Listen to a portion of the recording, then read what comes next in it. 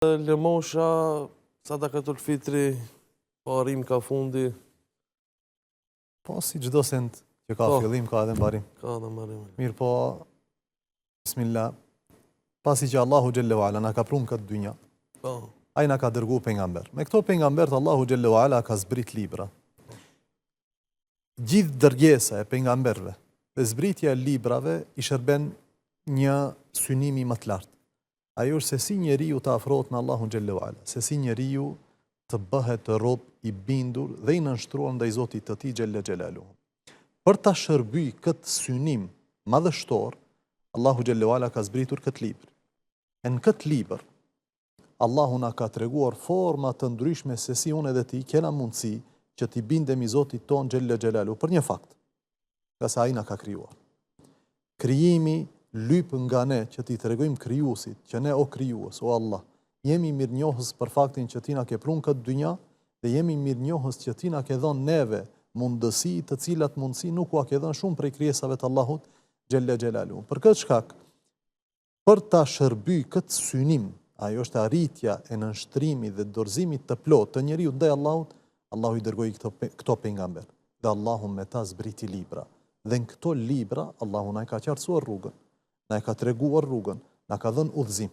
Në këtë udhëzim, ai Gjelle wa Ala na ka treguar që unë të obligoj ty dhe gjithë krijesat tjera të llojit tënd që ta bëj këtë dhe këtë dhe këtë. E për këtë muaj, Allahu neve na ka obliguar me diçka madhështore. Ajo është agjerimi i këtij muaji. Për këtë shkak Allahu zbriti ajete të cilat flasin enkas për këtë adhurim. Tha ja eyyuhalladhina amanu, o ju të cilët jeni besimtar. I ke thonë vetes besimtar, ja eyyuhalladhina amanu kutiba alaykumus siyamu kama kutiba ala alladhina min qablikum. O ju që jeni besimtar, juve ju pa të bë obligim agjërimi ashtu siç që obligim për ata që ishin para jush. Allahu e para na emërton me emrin më të bukur që mund të emërtohet dikush, që mund të cilësohet dikush, ajo është fakti që dikush është besimtar, robi i Allahut, kjo është e parë. E dyta thot të është obliguar ty diçka me të cilën janë obliguar popujt më parë. Dhe kjo tregon për një fakt historik. Fakti historik qëndron atse popujt e mëhershëm në kultura të ndryshme, në qytetrimet të ndryshme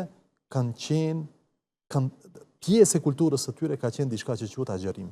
Edhe vazhdon sot tek kësaj dite, nëse shohim kulturat e ndryshme të lashta, do të gjejmë tek kinezët, tek indianët dhe tek të tjerët do të gjejmë diçka që quhet agjerim. Edhe në fetë tjera, sikurse është krishterimi dhe hebraizmi, do të gjejmë që tek ata ekziston diçka që quhet agjerim. E Allahu tregon fakti që kjo gjendet në këta popuj është se Allahu i ka obliguar këta popuj përmes pejgamberëve të tyre. Pse është bëhet gjitha kjo?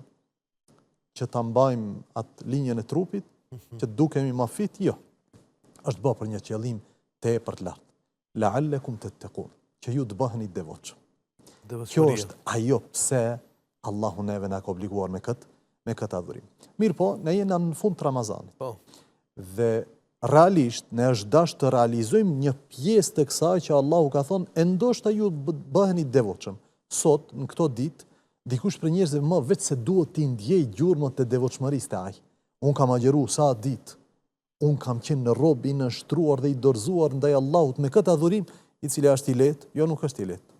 Goja agjeruesit agjeron, po përpara gojës së tij agjeron zemra, dhe agjerojnë gjymtyrët, dhe agjerojnë sytë e tija, agjerojnë nga ajo që Allahu e ka ndaluar, abstenojnë nga ajo që Allahu e ka ndaluar. Ushqimin e ketë lejuar, apo ne ham dhe pim për dishmërinë tonë, përpos kur vjen një kohë e caktuar mes agimit, mëngjesit dhe perëndimit të diellit në një muaj të caktuar që është muaji Ramazanit, kjo që është e lejuar, unë e kam lënë për hir të Allahut.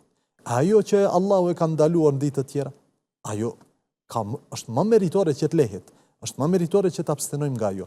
La'allakum tattaqun, që ju të bëheni devotshëm. E Allahu për t'i shërbyej kësaj devotshmërie në Ramazan, a ka obliguar vetëm agjerim? Jo.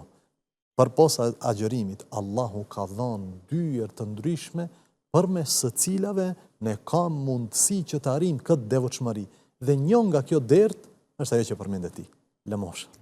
Një nga kjo dert është ajo që përmendet ti, ajo është sadakatul fitri. Andaj ne si besimtar do ta kemi parasysh këtë gjë. Kjo lëmosh, kjo sadakatul fitr që ne japim, ai shërben synimit të lartë Ajo është arritja e devotshmërisë apo nuk i shërben. Çdo lëmosh e cila bjen ndesh me këtë devotshmëri nuk është lëmosh që Allahu e do. Është lëmosh që Allahu e refuzon.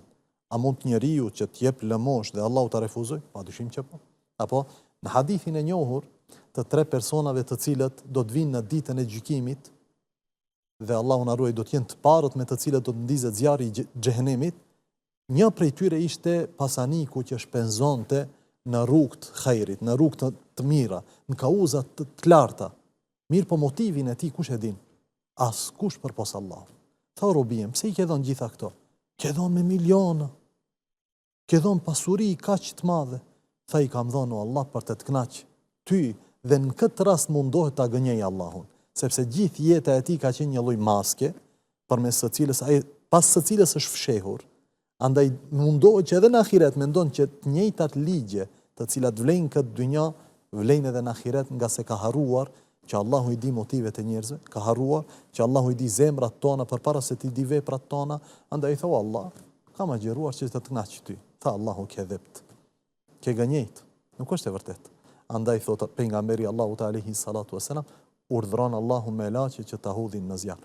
Ky njeri ka bë vepër të mirë, po motivet e fshehura të tija të brendshme nuk ishin të mira. Nuk ishte diçka që e kënaq Allahu. Po, alhamdulillah, Allahu dhe më thonë, duhet ne me perceptu Allahun si gjithë fuqishëm.